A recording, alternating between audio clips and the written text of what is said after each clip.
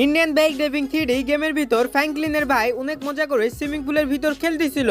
তখন গাইস হঠাৎ করে সুইমিং পুলটা নড়াচড়া করতে শুরু করে আর তার ভিতর থেকে বের হয়ে আসে থানোস। তারপর সে ফ্র্যাঙ্কলিনের পুরোপুরি সুইমিং পুল সে হাতে তুলে নেয়। তারপর তার মাথাটা ডুপ্লিকেট হয়ে যায়। ধীরে ধীরে ওইটা আকাশের উপরে উঠে যায় আর এটা অনেক বড় দানব হয়ে যায়। তারপর তার মুখের ভিতর থেকে অনেক বড় একটা রুট বের হয়ে আসে।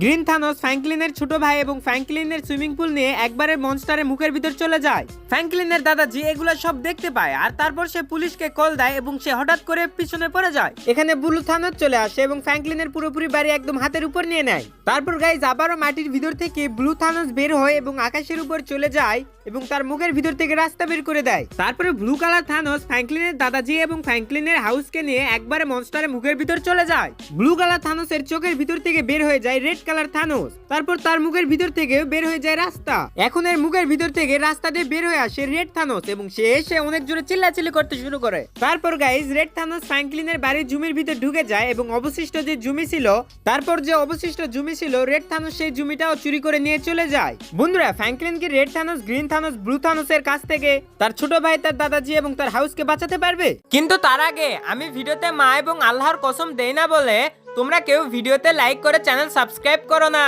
আজকে দেখবো কে আমাকে লাইক করে চ্যানেল সাবস্ক্রাইব করে দেয়।